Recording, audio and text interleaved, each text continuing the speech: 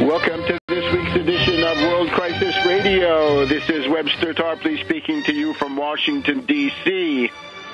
We're recording our program a little bit early this week for various reasons, but we have plenty to report, and we hope to bring you in the second hour the first of a series highlighting various candidates for public office in the United States, but not even only that, but in the United States especially, who have taken up some aspect of the elements, more or less, of the recovery program. Remember, we are in a world economic depression of unimaginable proportions, worse than the 1930s in many respects. This is the reality. A lot of people can't see it. It's a very interesting epistemological problem, why some people can't see the existence of a depression. We have Republicans in the United States. We have a lot of petty bourgeois in Germany, right-wing petty bourgeois in Germany who just refuse to admit that we're not in normal times. But now, the leading edge is this emerging strategic crisis. Right now, the Sochi Olympics are about, 5 or 6 or so days from concluding. I think they conclude on this coming Sunday. And we've thought that at least from the Russian side, there would not be anything particular done that might get in the way of those games. But obviously, the Anglo-Americans think differently. Now, here's the specifics right now. As of this morning, we have a new round of riots in Kiev by the fascist opposition, by Yats and Yatsenyuk, candidate for prime minister, Klitschko, the punch-drunk, brain-damaged, concussed Palooka, who they want to install as puppet president. Yats would be the prime minister with his greater experience. And then, of course, Tjanibok, the Himmler, I guess, of the situation. And they had somewhat calmed down in the last couple of weeks. What happened here was on Monday, the 17th of February, President's Day here in the United States, Yanukovych executed an amnesty whereby some of the worst fascist hooligans were released from jail as an attempt to have reconciliation with these fascists. But as Sir Neville Chamberlain found out, you can't appease fascists successfully. Like blackmail, they escalate their demands. So one day after a lot of these principal hooligans were released, they're back attacking. And what they have now is uniforms. I don't know where they got these uniforms. They might have stolen them from deposits in Ukraine. They may come from Poland or the Baltic states or elsewhere. But the fact is that you now have this eerie phenomenon of the uniformed riot police and others on the side of the Ukrainian authorities, legally constituted government, UN member state, and all that. And they're being attacked by others who are not just paramilitary, but practically militarized, except that they're fascists. They're not protesters. They're criminals, but their doctrine is exquisitely fascistic. It is essentially the Waffen-SS Galicia division, which is active on that Maidan or Majdanek square. So 5 dead, and I guess these are demonstrators who got themselves killed. The problem here is Yanukovych. His policy, the only words for Yanukovych's policy is chicken Kiev. Yanukovych has got to drop the chicken Kiev and go for law and order. And anybody can see, for example, one of the requests, the defense ministry, the Ukrainian defense ministry asked the demonstrators to please stop occupying one of their buildings. Let's imagine this. So you've got demonstrators hold Lafayette Park and McPherson Square and have fortified them, and they've also taken over, let's say, the Navy Annex. How about that? Or there's an important Army building here over by Union Station. And suppose those were being held by armed demonstrators. And how long do you think that would last, right? But, of course, in Kiev, if you kick these fascists out, then you're going to be attacked by the Western media as being an oppressor. These camps, I think it's just a question of time before you get typhus, typhoid, paratyphoid in those camps. That might have a sobering effect on these on the hooligans gathered there, right? And remember, if you join that, you've essentially surrendered your political initiative to Yats and Klitschko.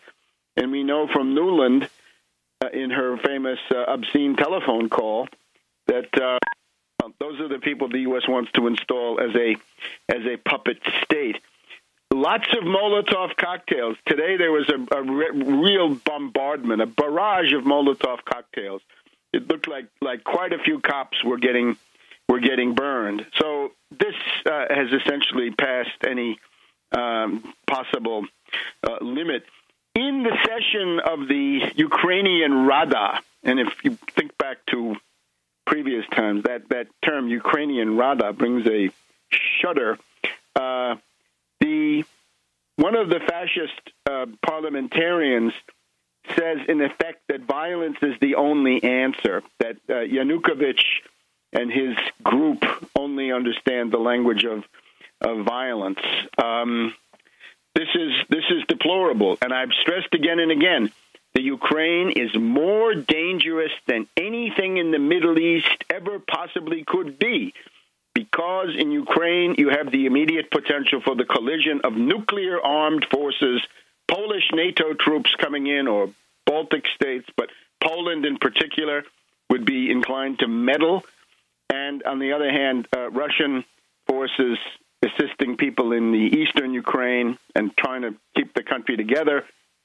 And both of those could call on nuclear forces. So this is absolutely critical. Now, any rational foreign minister would focus in particular on working with an existing government, a United Nations member state, legally constituted, recognized by the United States, no problem with this, to try to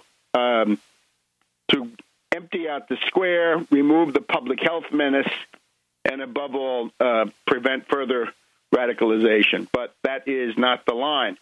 Now, it goes together, I'm afraid, with a new drive for war in the Middle East. This is now getting to be this 1-2 punch, right? It's the 1956 Suez crisis plus the Hungarian crisis. We may be looking at something like this under much worse conditions. The Montreux-Geneva talks, second round, ended on Friday into Saturday, and have led essentially to nothing except a commitment to meet once again, and no specifics. Now, if you followed last week, we went through the attempt to relieve Homs in terms of the humanitarian catastrophe. These were blocked by the terrorist forces, the terrorist rebels, the death squads paid by Saudi Arabia, the Al-Qaeda people, the Nusra Brigade, the ISIS, and so forth. This, of course, blamed in the Western media on Assad, but now we've got new warmongering coming from Kerry and others as a result of the conclusion of the second round of the Geneva talks. Back in a minute on World Crisis Radio. Welcome back to World Crisis Radio. Webster Tarpley here in Washington, D.C. So the situation in Ukraine, once again, critical. 5 killed in Kiev, fascist gangs on the march, Molotov bottles flying, government buildings still occupied by these fascist forces, and then the fact that this is all happening one day after an amnesty, right? Remember, Gaddafi was essentially murdered by people that he had let out of jail. And there are other examples, right? But that's the way it works. Our dear friend Belhaj, Hassadi Belhaj, had been imprisoned. Gaddafi let him out, and this then became one of the people who led the operations that led to the assassination of Gaddafi. So got to think twice before you do that. So Yanukovych, enough of the chicken Kiev.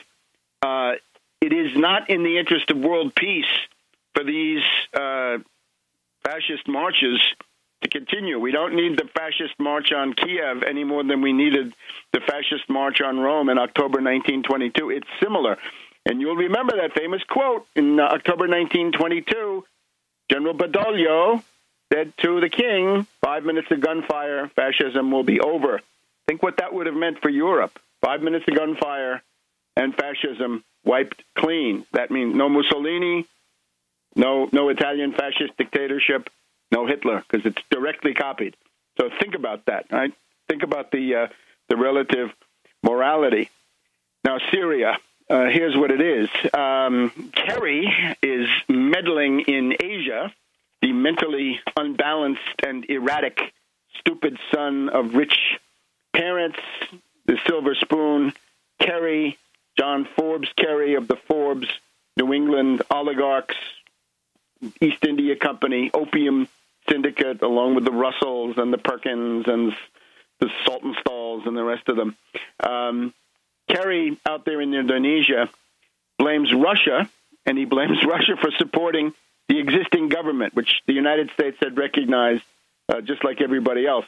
The regime stonewalled, said Kerry. They did nothing except to continue to double down on arms against their own people. And, of course, in Kerry's world, anybody who gets killed is killed by Assad. He's in the world of the Syrian Observatory, right, run by that tailor in Coventry, England, who makes it up out of whole cloth. I guess that's why he's a tailor.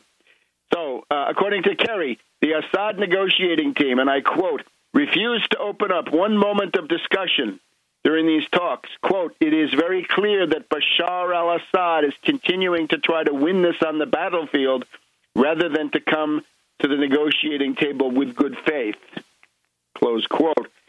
Well, again, remember, civil wars have a way of generating their own momentum. And if it's whether it's the overthrow of a central government or secessionism, you look at the American Civil War, you look at the Russian Civil War, there's often less room for compromise in a civil war than there would be in an international conflict, because the conclusion of a civil war is likely to be the political extinguishing of one of the parties. We should think of General Sherman. At the beginning of the Civil War, Sherman was in California, and he's widely quoted as saying that once the American Civil War had started, the only way to solve this issue was the physical elimination of the class of individuals who were the ruling class of the Confederacy. Food for thought. And he later boiled that down to about 300,000 people who were going to keep fighting until something stopped them. And that's about what happened. If you look at the statistics, right, that is about the Confederate casualty count. And similarly, of course, perhaps even more brutal in the Russian Civil War.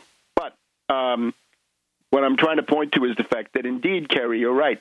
Sometimes there is only a military solution. There is no political solution. If there is no political solution, part of it is the fault of Kerry for continuing to encourage these extremists, the death squads, and also failing to crack down on Saudi Arabia. Obama is even going to Saudi Arabia. He's not going there to deliver a stern lecture, I don't think. He's going to go there and sort of in the way poor Letta did, right? Right before Letta fell, he went to the Gulf, and he got what was called a tip.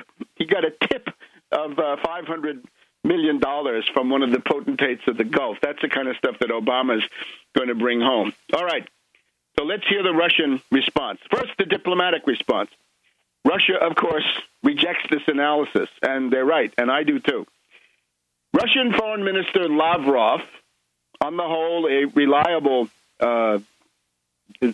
source in these kinds of situations. Lavrov says, quote, "There's evidence that certain sponsors of the opposition are starting to create a new structure that would include foes of Assad outside the main opposition group." This is according to Reuters. A course, and this is now is the part to pay special attention to. Hold on to your hat, tighten your helmet strap, get ready to mobilize. Lavrov says a course is being set to move away from the negotiations track and once again place bets on a military scenario. Now, who knows what that could mean? The editorial page line of the Washington Post is bomb, bomb, bomb, bomb Syria. It's not exactly stated that way, but it's clear enough. Don't read the printed part, only read between the lines. Let's just repeat what Lavrov says. A course is being set to move away from the negotiations track and once again place bets on a military scenario. Russia has delivered what it promised. The Assad government did appear not once but twice. And he says, when we hear that Russia has to take certain steps, it's necessary to remember one simple truth. We have done everything we promised. And it's one of the things with Russian diplomacy, in spite of the Cold War propaganda, pacta sunt servanda. Got to maintain your treaty commitments. So Kerry's mouth, his yap is full of barbaric assault and barrel bombs, starvation, reprehensible, all of this. Russia needs to be part of the solution, not contributing so many more weapons that they're really allowing Assad to double down. Well, again, there is no comparison between the ability of an existing government, United Nations member state, calling for aid from other countries. That's one thing. Fighters, killers, death squads who are smuggled in, bootlegged in by such reactionary centers, such relics of medieval barbarism as Saudi Arabia and the Gulf monarchies. That's not the same thing. It's not comparable. And I don't care about responsibility to protect. Remember, that concept was pioneered by Hitler vis-a-vis the Sudetenland of Czechoslovakia. That's where Kerry gets it, so to speak. Back in a minute. Welcome back to World Crisis Radio, emerging strategic crisis, coming now from the Russian government, right? When Lavrov speaks, I think this has a certain authority. He has a good track record in the current crisis. Remember, he's saying a course is being set to move away from negotiations and once again to place bets on a military scenario. Whose military scenario? Is it the August-September military scenario of fake chemical attack, right? We've got Cy Hirsch pointing to the fact that Obama and Kerry could not know, and Susan Rice could not have known that anything had been done by Assad because all their evidence was that Assad had done basically nothing.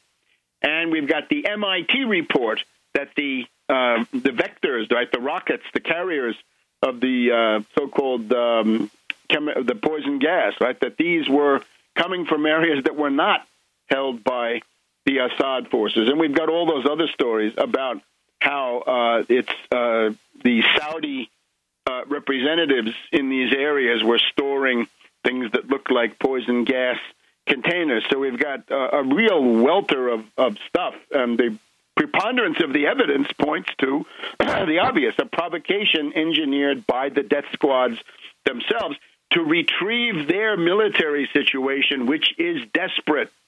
The military solution is not utopian.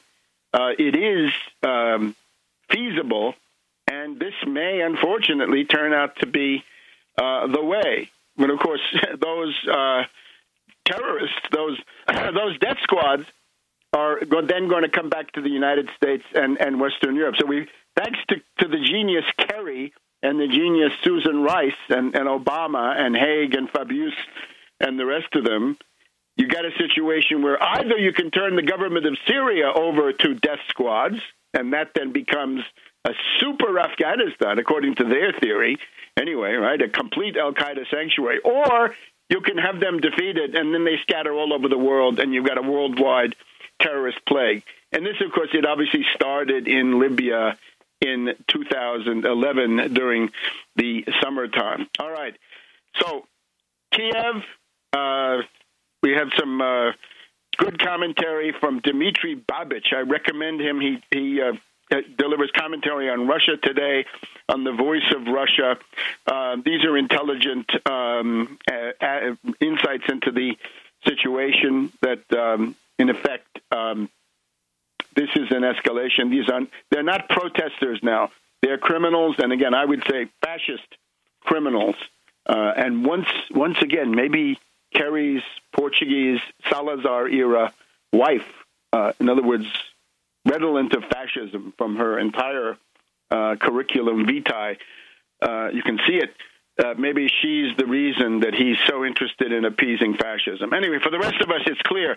Appeasement of fascism is always a cover for support of fascism. That's what it was with Sir Neville Chamberlain. Now, given Kiev, Ukraine, tremendous threat. This is where World War III nuclear could conceivably begin, and then this very grave situation in Syria, which is not quite nuclear in the same way, but if it's U.S. and Russia, which it could be, then that's just as bad. Now, here we get the Russian media. In the middle of the Olympics, we have the Russian One. I guess this is the national program, the first program of the Russian television. They have an 85-minute film on Monday evening called The Biochemistry of Treason, an attack on the United States.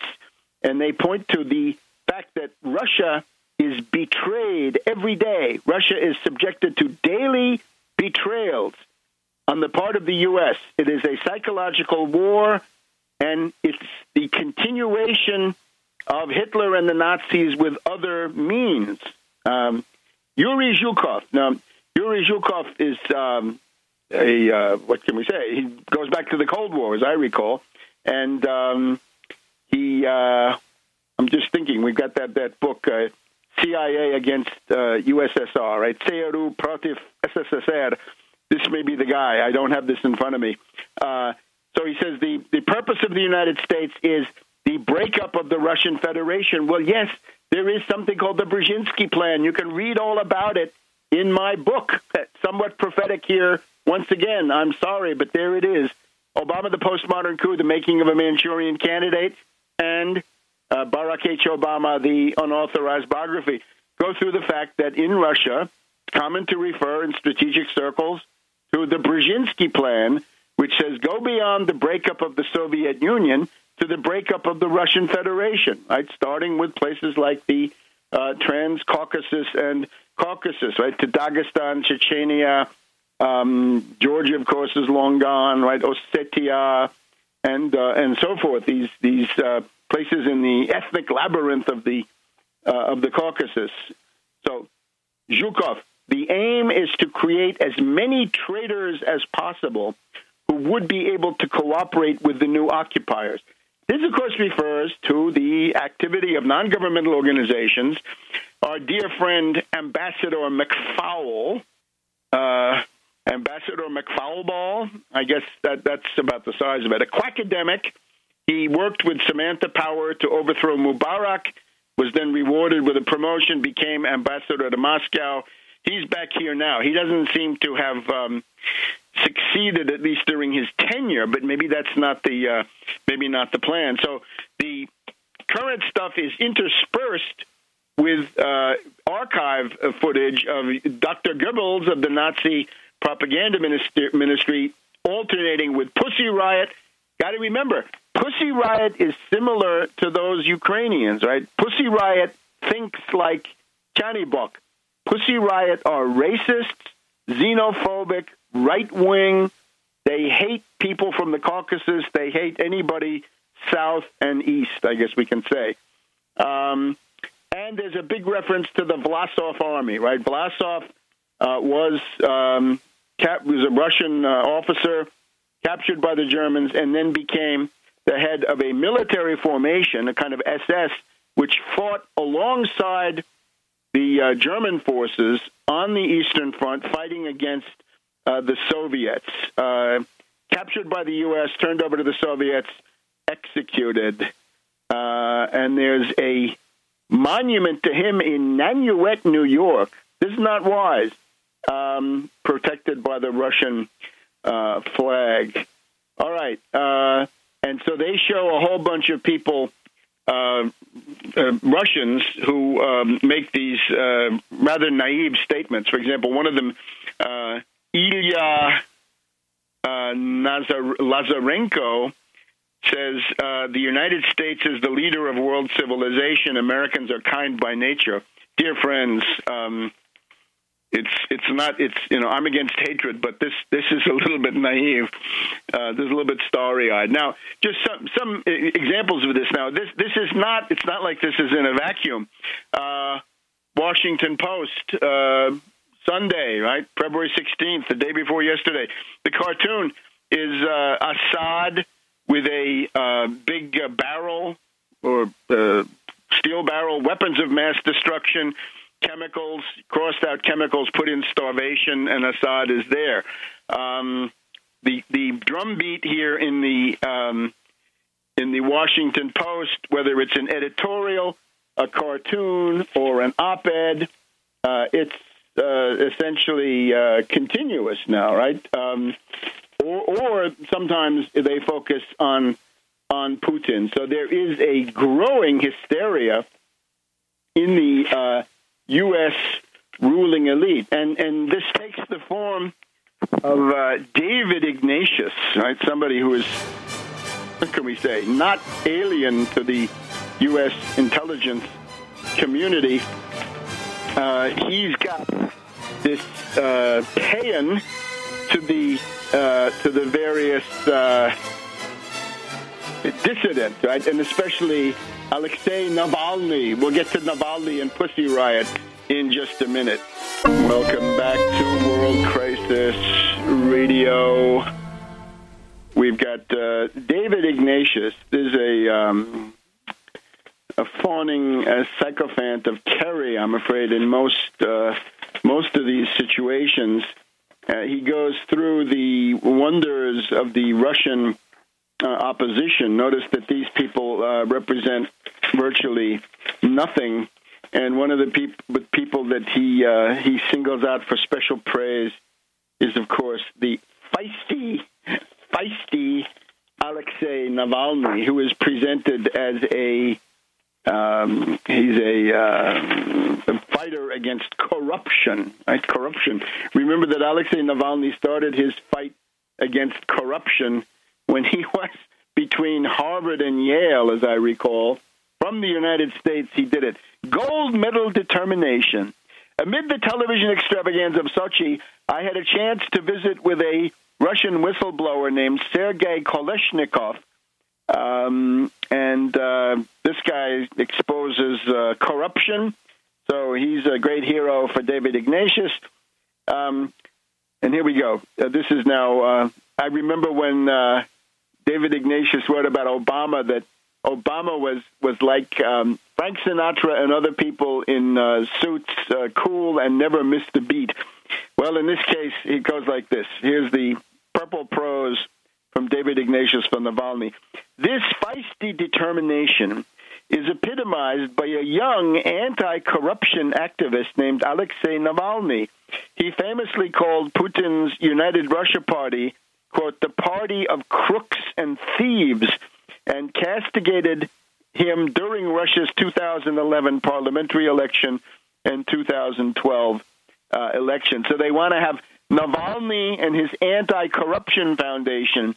They post something called Sochi.fbk.info, and they have Olympic events that are supposed to satirize Putin. These are about as funny as the old cartoons in Pravda. Not funny.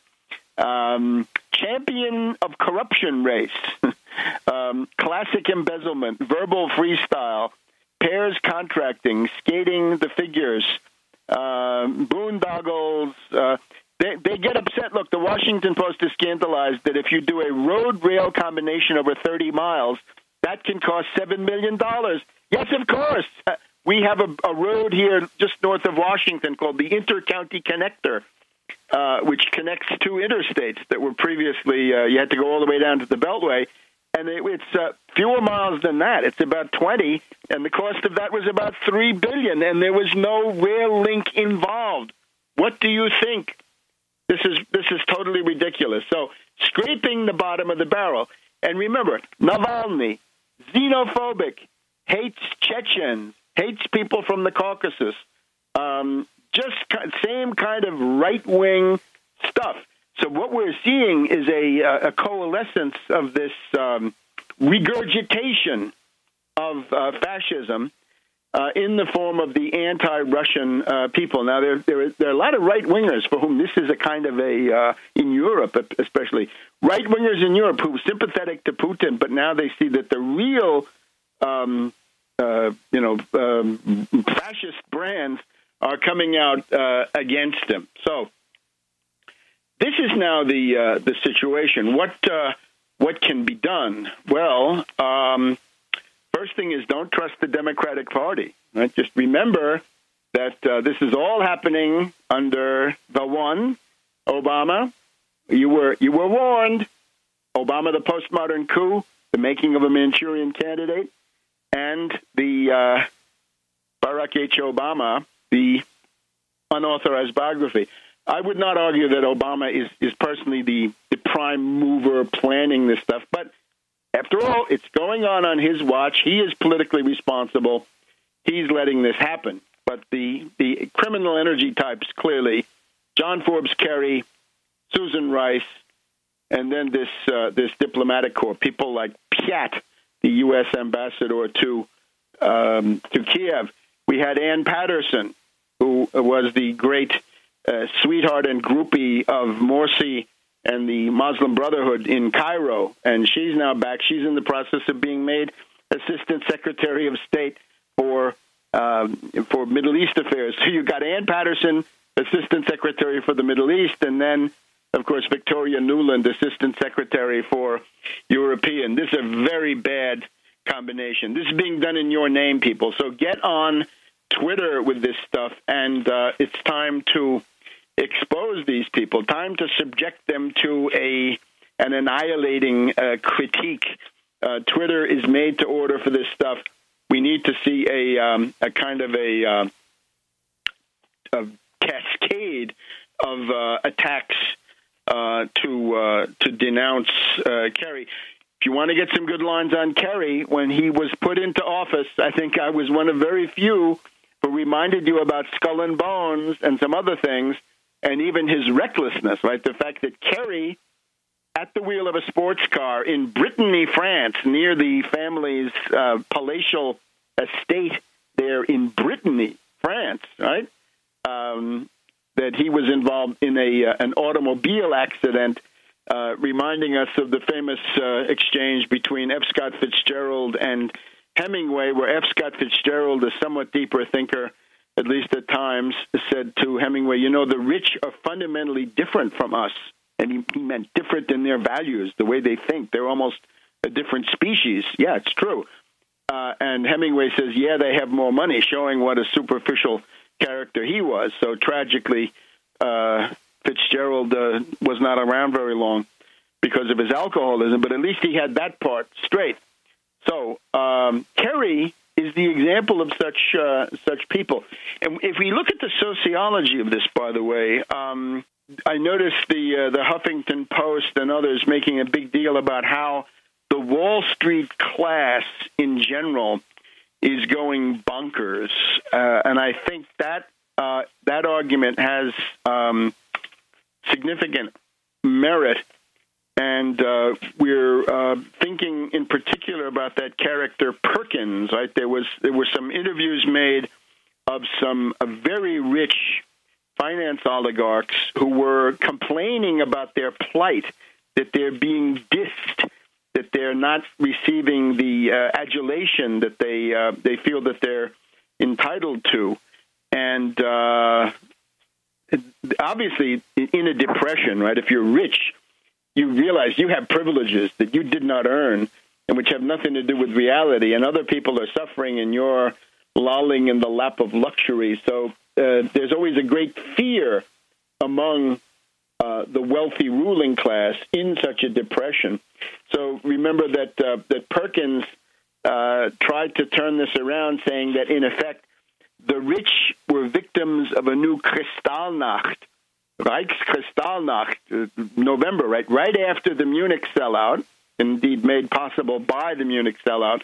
There were these attacks by Nazi hooligans on Jewish shops, synagogues, and so forth. So according to this finance oligarch, predator, Perkins, today the 1% is subjected to the same thing. Well, this is obviously insane. But in the society we live in, if you have privileges, you want to keep them, you've got to portray yourself as a victim. That's sort of the new twist. But if you look at Perkins and other people, how crazy they are, you'd have to ask yourself then, well, if you take people with similar mentality, similar sociology, similar backgrounds, similar cultural values, and so forth, you put them in the State Department and they make policy, what's going to come out, right? What kind of lunacy? So Kerry's foreign policy in Syria and in Ukraine is about as crazy as this lunatic Perkins. So that's the problem. So it's time to raise the hue and cry, fire these people. Any federal officer, any federal official can be impeached. So impeach Kerry, impeach Rice, impeach some of these ambassadors. This would be a relatively refreshing alternative to the current situation. And I guess we've come to the end of our segment. We'll be back in just a minute on World Crisis Radio. Welcome to the second hour of World Crisis Radio. Again, we're recording a little bit earlier than usual, but I think we still have a pretty good overview of what's actually going on. Let's talk a little bit about economics. So Matteo Renzi, the neoliberal pretty boy of Italy, is advancing towards the seizure of power in that country. A lot of difficulty, though, on the way. There are a lot of people he's trying to get into his cabinet that will not accept his bids. Let me just point out a couple of other interesting things about Renzi. He has an economic guru, and his economic guru happens to be a guy called Yoram Gutgeld. Yoram Gutgeld is an Israeli citizen who has operated in Milan, Italy, for quite a while, and he's a consultant, and seems to be the guy who's feeding Renzi the austerity proposals. And remember, the big thing with Renzi is an anti-worker of the labor code. Italy has something called Article 18 of the labor legislation. Hard to fire people. Now, that was significantly gutted under Monti by his labor minister, the infamous Fornero, a woman. Remember the one who cried? She said, "Oh, I'm so sorry to do this, right? This hurts me more than it hurts you." And then she went ahead and smashed the lives of millions of people. They can be fired. Renzi wants to take that all the way. For 3 years, everybody would be precarious in any job.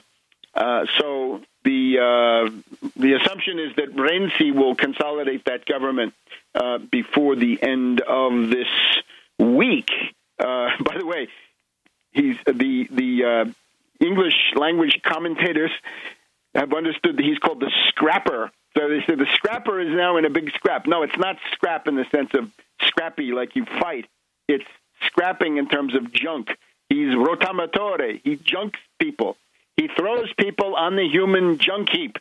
And, of course, up to now, the people going on the human junk heap are supposedly people like Massimo D'Alema of the PD party and a bunch of others. And basically, if you're over 50 or something, he wants to junk you. But I think this is going to acquire a new significance. Right? The junk man, the scrapper, is going to throw millions on the human junk heap, the human scrap heap, if he gets a chance. So don't be fooled. Remember, any country in Europe, you have an alternative to vote for Alexis Tsipras and his list. Now, we just had Tsipras in Paris, in Rome. In Rome, it's going to be a list of people. Don't focus on the list of people that are essentially representing Tsipras in Italy or any place else. Don't even focus on the parties. This is not essential. Read what I've written on Tarpley.net. It's a contribution to the Press TV website. The principal idea is get this going sociologically, structurally, and we can then take care of the individual people. And remember, Tsipras has shown great talent for purging failed leaders, defeated leaders, people responsible for numerous defeats. Right? People like Noam Chomsky and others would not be able to last very long in Syriza. Right? Most of them have been ousted, and I would hope that Tsipras would use his talents inside now his own combination to purge these failed blowhards. I mean, somebody like Guido Viale of Lotta Continua, who used the occasion of introducing Renzi in Rome to make a big plea for ecology and green consciousness and so forth. This is what you do not need. And notice in Tsipras' standard speech, very little about the eco-freak side of things, because, of course, José Bove of the European Green Party, right, the so-called peasant. He's a peasant who's been in the European Parliament for 2 or 3 terms. That wonderful Rousseauvian peasant, José Bove, they'll monopolize all the green stuff. Now, there was this past weekend the convention of the German party, Die Linke, and Tsipras was supposed to go to that, to Berlin, and be part of it, or wherever else. Maybe it's not in Berlin, but it was held somewhere in Germany, maybe Hamburg. Tsipras was supposed to go. He says he was sick, and we hope that he's okay, because we need him healthy. We need him campaigning for the next several months and way beyond. Interesting, you look at Die Linke webpage, and I tried to find something about Tsipras. The most recent news about Tsipras they have is back in last autumn, maybe November. And I'm wondering, is Die Linke opportunistically not talking about him because he's a Greek and because they know that there are some chauvinists even among their voters, right, the 10% or whatever they have? You never know, but it's a very strange phenomenon, right, that they're supposedly supporting Tsipras for European Commission president, but you don't find that anywhere on their website. So what's going on with Die Linke? Here in the United States, we've had some bad news. The United Auto Workers has failed in their attempt to get an election to win the election at the Volkswagen plant in Chattanooga, Tennessee. It was not a complete blowout against the union, but they failed to get a majority. Many problems here. The UAW, unfortunately, no longer has the image of a fighting union. You'll remember that in 2009, 2010, during the time of Ratner the Rat in the Obama administration, the UAW essentially allowed all of their plants in Michigan to be screwed down to the level of the union-busting right-to-work states, so that the advantage of joining that union became less. And they did that, obviously, to play ball with Obama. So they are, in some ways, they're reaping the unfortunate results of their opportunism and failure to fight.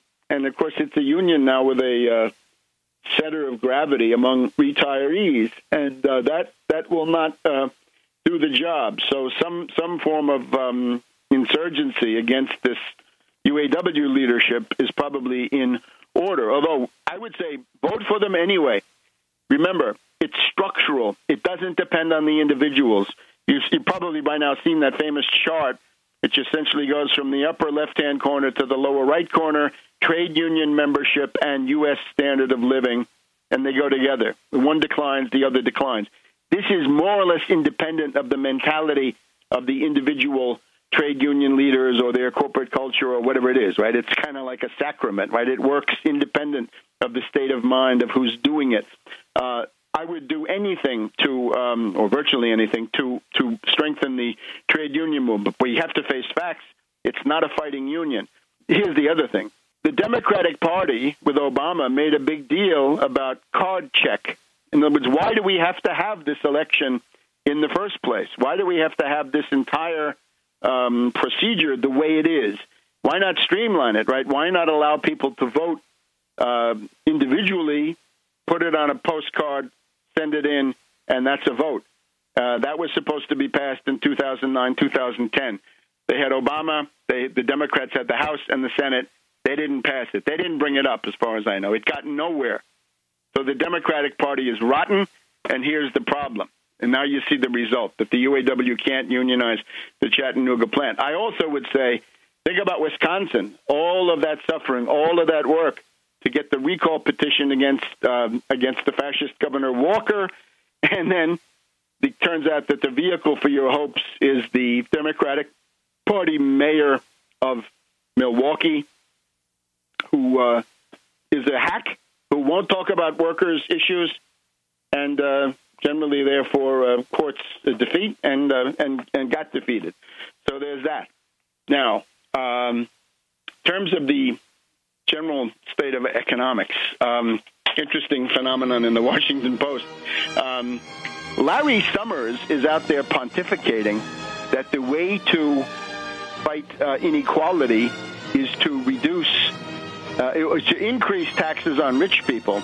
I'm sorry, it's not so much the individual income tax. It's the 1% Wall Street sales tax, simply because the money available there is several orders of magnitude greater, astronomically greater. We'll be back in a minute on World Crisis Radio. Welcome back to World Crisis Radio. Now, one last item from the ongoing debate. People know Robert J. Samuelson, nepotist. He has a column because his father was a famous economist. I don't see any other reason. But his latest column is called Economists in the Dark. And he's wailing and whining. He says these are hard times for economists. Their reputations are tarnished. Their favorite doctrines are damaged. Among their most prominent thinkers, there is no consensus as to how or whether governments in advanced countries can improve lackluster recoveries. All in all, the situation recalls a cruel joke. Here's his joke. How many economists does it take to change a light bulb? Answer, none. When the one they used in graduate school goes out, they sit in the dark. They don't know what to do. There's a world depression, and all of their various stratagems have failed. So we're looking for new ideas on the economic front. And in that spirit, always alert to possible political candidacies that show merit. We're now going to introduce you to a gentleman who is running for United States Congress, United States House of Representatives in the northeast Pennsylvania area, Monroe County, but it's a large district. We're going to hear about that. And it's Adam Rodriguez. Adam, welcome to the program. Thank you very much, Webster. Thank you for that very kind introduction. Let me let's just locate it for people. Tell us where you're a candidate. In other words, what cities, what counties, and then you take it from there. Yeah, sure. Well, it's Pennsylvania. It's the Northeast PA. It's called the 10th District, and it's gigantic. It was gerrymandered and during the 2010 election after the Tea Party candidate Barletta was put in office. So they were able to gerrymander the district to propitiate the current congressional representative, who's a Republican. He happens to be Tom Marino. And it really just it's totally contiguous with the recent fracking industry, because obviously they would want to put someone in there that's a demagogue that appeals to the mostly kind of rural Tea Party faction. It's a heavily Republican district, but it would appeal to them for their most kind of like fear-mongering, baser instincts, and then at the same time be able to grease the wheels in terms of the fracking industry not coming down for any kind of demands to make sure that they're paying their workers properly, or that they're hiring unionized workers or training the indigenous population. That's all just thrown out the door, and it's just it really is an exploitation to the highest degree, where the corporations are putting in the minimal amount. So, so that's the area that I'm in. It's called the 10th. It's been a Republican stronghold. It's actually been a reactionary stronghold, basically throughout its entire history. But I think with, going back to what you were saying before in regards to these economists being in the dark, it's because of their history and their legacy has been airbrushed out of history for the most part, and that's the American system. So I'm in the process of starting to educate this district, going around to the different committees, the Democratic committees throughout the district, and I'm getting a very positive response, coming out with the 1% Wall Street sales tax, coming out with, the federal nationalization of the Federal Reserve, but more or less on the installment plan, because, you want to show people the efficacy of this over time so that they see that it has benefits to it, so that they can say, oh, this is not, a statist bank, so that's only going to, inflame the libertarians out there saying this is a statist bank. Well, if it's a statist bank, why are we getting so much positive feedback, and why is the economy actually improving once we get to that point? But we got to get to that point first. So it's going to be it's an uphill battle. The last Democrat that held office there was considered to be a blue dog. His name is Chris Carney. He was two-term, and he was defeated by Marino. But previous to that, I think the last Democrat he might have had in that seat was maybe during the 1940s, very sporadic, and then all the way back into the 1850s, 1860s, where, this was the party of the Southern, I guess it would be Pillface or Copperhead, So, it really was. It's a very reactionary, rural area. This is Appalachia. It's beautiful. It's a gigantic district that covers nearly half the entire state, practically, and it would be a major coup and a major upset if I were to get into the primary, defeat my primary candidate, who happens to be another Democrat named Scott Brion. Obviously, there might be an independent out there. I really don't know.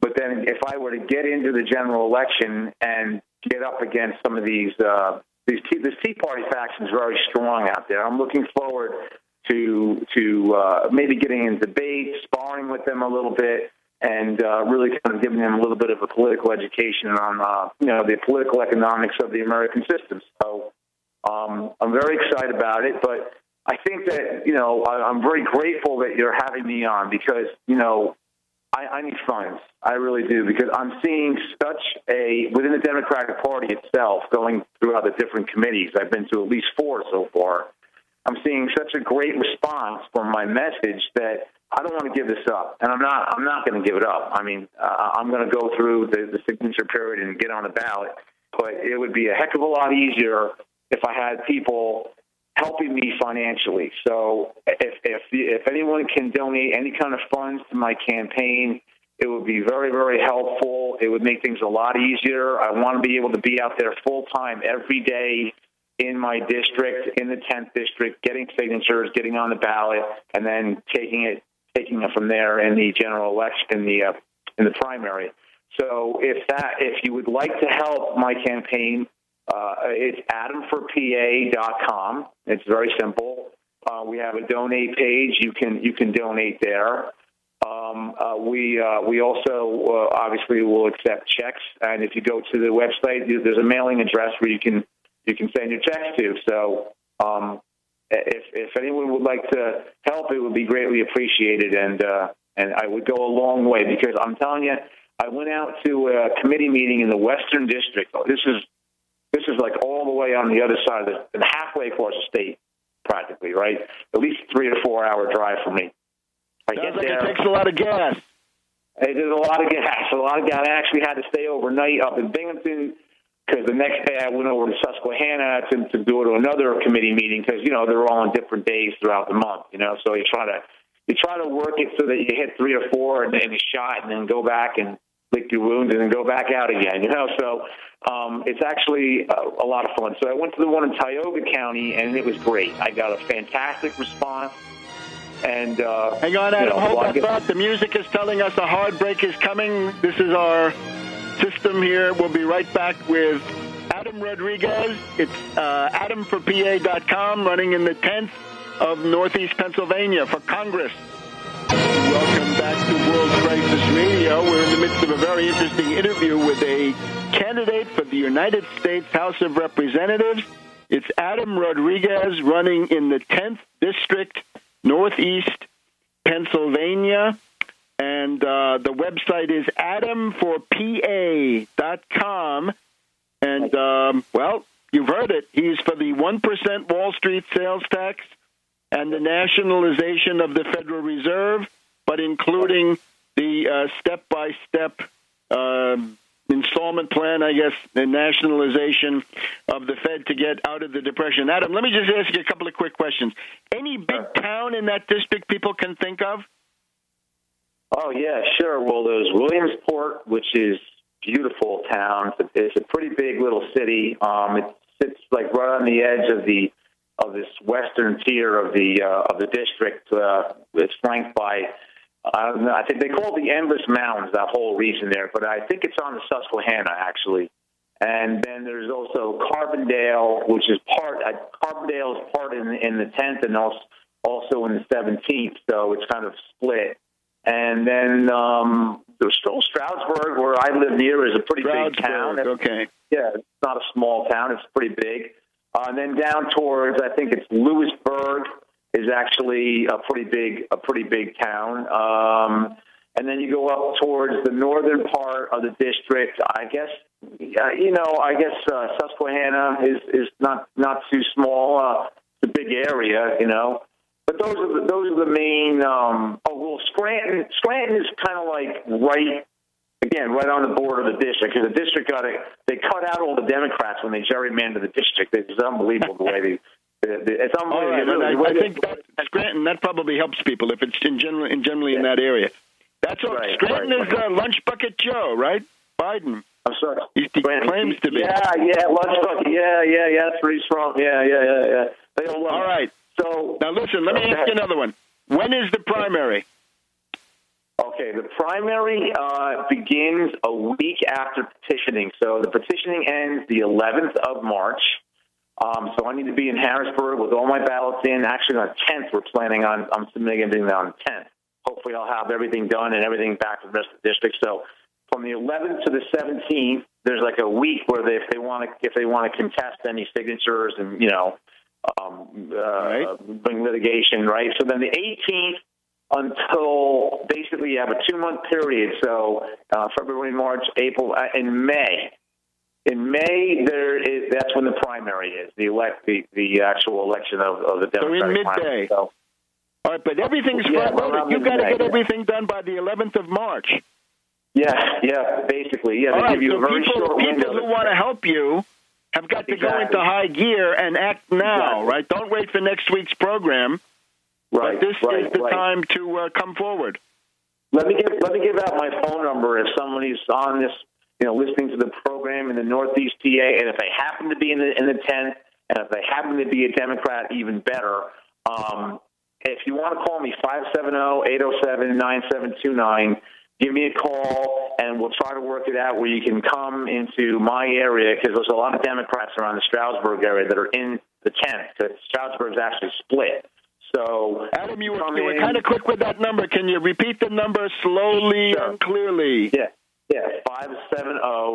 570-807-9729 is my personal phone number. So if you want to call me on my cell, that'd be great, and we'll try to figure out how you can help us out. Okay, and let me just to put it in perspective now. Suppose you're sitting at SUNY Binghamton. It's not that far away. If you're in northern New Jersey, not that far away. And even these places, sort of anything north of Philadelphia, not that far, right? Right. Well, they would be useful in that they could drive people that might not have a car around to the different houses, because we're in the process of developing walk lists so they can go out and just call people up, go to their house, get the signature, and then go to the next one, because I got to get 1,000 signatures in like basically a 2.5 week span. So I really got to move here, you know. All right, so people should come forward on that too. But again, the idea is everything front loaded. Time to get moving right now. Now let me ask you. You've gotten some coverage. I was surprised to see how much coverage you've gotten. There's something called Politics PA. Right. Yeah. Actually, online, you're sort of a typical state-level blog, but local papers have written you up. You went to a convention a little while ago, or one of the Democratic Party, I guess the state convention? I went to the state committee meeting. That was very interesting, a real eye-opener there. I mean, I'm shaking hands with basically every major political operative within the Democratic Party in Pennsylvania that's out there. I met every single gubernatorial candidate, every single lieutenant candidate, and actually that was really good for me, because when I started laying out my plan, you have these receptions, and you're, just kind of sitting around, kind of just talking, general light chatter. I'm kind of laying out my plan to them, and they're all like, "You got to stick with this. You really got to stick with this. And this is not being. No one's saying this. And you're the only candidate that's out there that we know right now that's talking about directly the sales tax issue and the nationalization of the Federal Reserve, but laying it out so that people can understand it clearly and see that this would be so beneficial. And so, it would really be a revolution in world history if we were to get the permanent affixation of of something like a nationalized Federal Reserve or another national bank. It would really be a momentous event, and so that's what I'm looking to do. It would be a major break in the international system of privately controlled central banks, and of course that's the key to jobs, as we've been harping on this program for years, right? You have credit creation through the Fed for job creation. Right. But let me just. Go ahead. Go ahead. No, you go ahead. Well, I always try to put it in the context of this Trans-Pacific Partnership thing, which is like a total abrogation of our nation's sovereignty, and I'm like, look, we're at every front. You're relinquishing your rights under your Constitution, and under we have no sovereignty as a nation. So this would be, like if you're going to climb a mountain, if you're going to climb Mount Everest, you have to approach that mountain properly. This is the first stage. You get that national bank. You're reinstating your sovereignty as a nation over a private cabal of bankers, which is what is happening, and they totally understand that. They get that immediately. So it's really, that's what I'm saying. Like, if I can get any help from anybody, I got to keep this going and win and get into that general election and try to teach some of these Tea Party and Libertarian types a little bit about their past, and maybe they'll think twice about debt and money and all these other, kind of like really just, obsessions that they have, so. And that perhaps some of them will understand that what's required is not an audit of the Fed, but actual nationalization in whole or in part. Just to stick to these responses that you've been getting, because I thought this was interesting. You told me as we were preparing for the show that the idea that if the Republican Party civil war goes on and they manage to disqualify themselves as a national party, that there are fault lines in the Democratic Party. And I think you said one person commented that the split or the division of the Democratic Party was already in progress.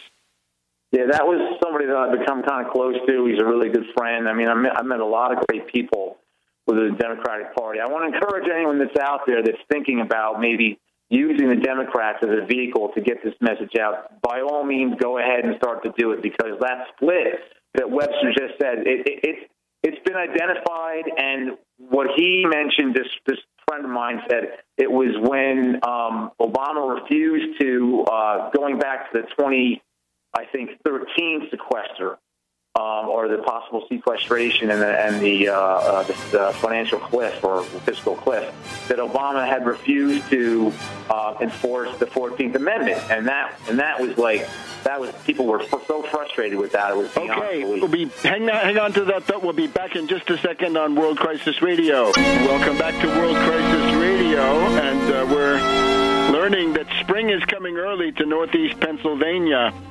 It's Adam Rodriguez running for Congress, U.S. House of Representatives, in the 10th District, associated with places like Williamsport, Stroudsburg, and sort of a district that sort of gets close to Scranton, home of Lunch Bucket Joe.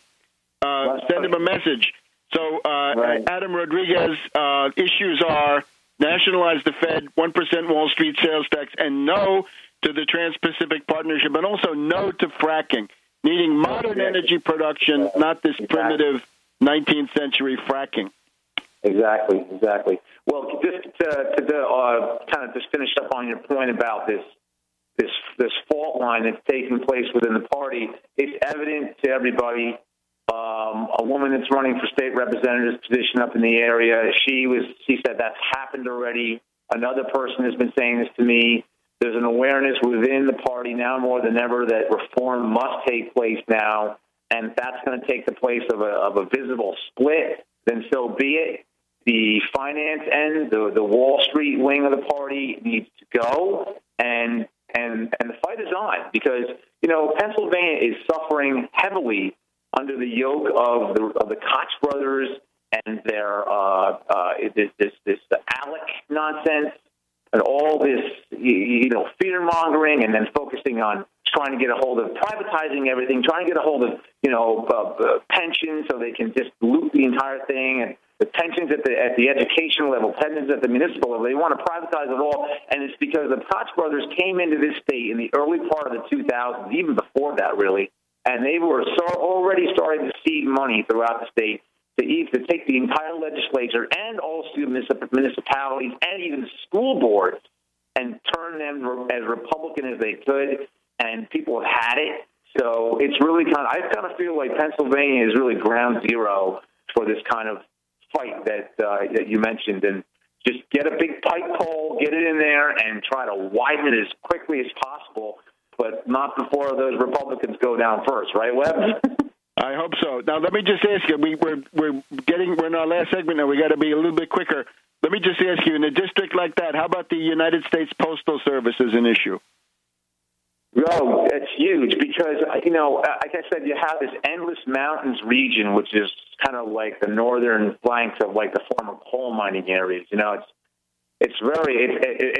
a prehistoric beauty. It's amazing. But at any rate, it's very rural. If those people were to not have any local post offices and it would be all privatized, they would suffer greatly. And actually, they're trying to entice businesses to move out into that area from the metropolitan area around New York and New Jersey, because they're trying to say, well, you have low real estate, costs are lower out here. There's no modern transportation. That whole, trunk rail system comes to the state that's never been built. That's one of the things I'm going to push heavily is a maglev high-speed rail system coming right through the center of that state on through Scranton on into Chicago. But then basically, if you don't have a post office in that whole area, how are you going to be able to have a modern, efficient transportation and be able to have trade?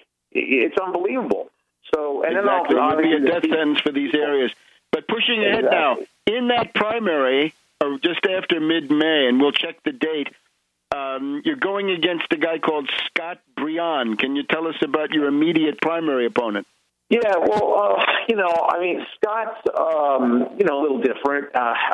He comes out of a fracking background or a real estate. He's a venture capitalist. That's what he bills himself as, who went to the Wharton School, says he was able to pay his way through the Wharton School by baling hay. That's a lot of hay to bale at the Wharton School. That's bailing hay or bailing out? I don't know, but he says he worked pretty hard to to get through school, baling hay and doing things like very kind of like farm work and stuff. I guess he's from the area. He lives around Williamsport or Tioga. But, I mean, his thing, he's not coming out against fracking. He's not talking about any of the issues that I am.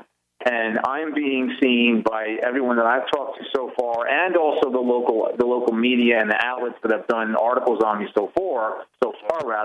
I'm being seen as the progressive, as the liberal, quote unquote. I'm being seen as a possible real change within that district.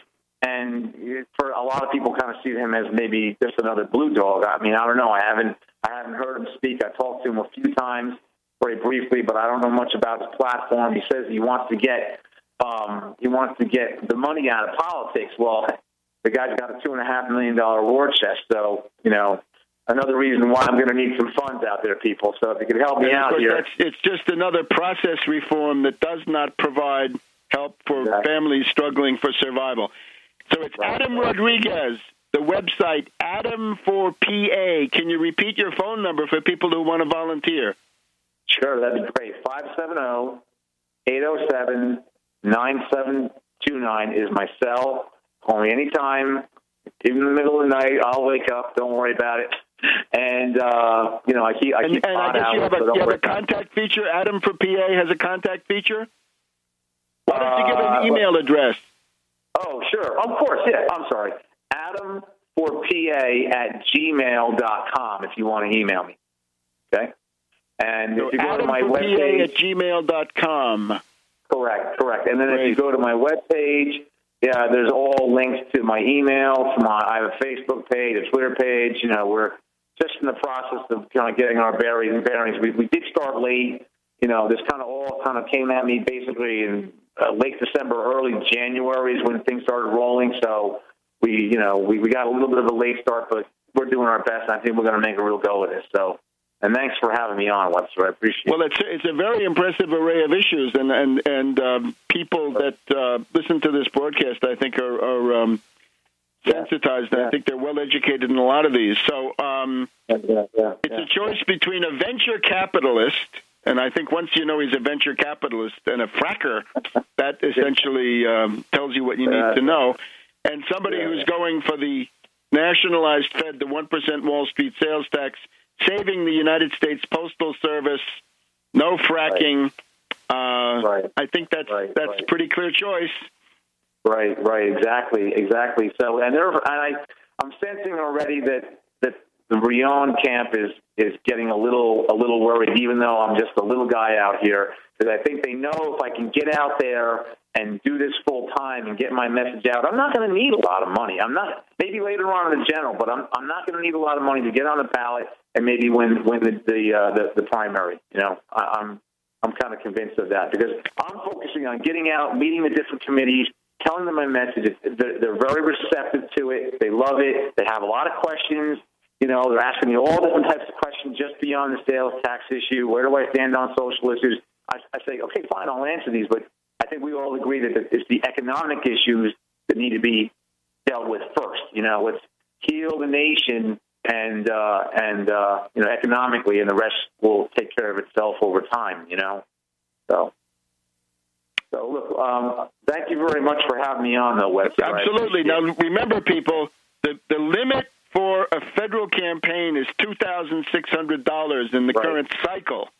So you have a wide margin, and the website is Adam for PA. If you have a check, I'd prefer a check, because the PayPal they take their cut, and you can mail the check to me directly. You can go to my website. There's a mailing address there. Because it clears faster in the bank, which is always good. So, this is going to go for a very useful function, and I'll be out there every day, swinging away, fighting that, going at this. And I never thought I'd be doing this as a Democrat, to be quite honest with you, but I'm very happy that I made the decision to do it. Well, of course, in some ways, the Democratic primary remains a viable vehicle to bring around other ideas, which are not, they're not the ideas of Lunch Bucket Joe and the current administration. So that's Adam Rodriguez, 10th District of Northeast Pennsylvania. Williamsport, Stroudsburg, such places. AdamforPA.com. It's AdamforPA@gmail.com, and you've heard the number. So I think our course is clear. So thank you very much, Adam. You're going to check in again from week to week, I hope, and give us progress reports. And we'll see you next week on World Crisis Radio.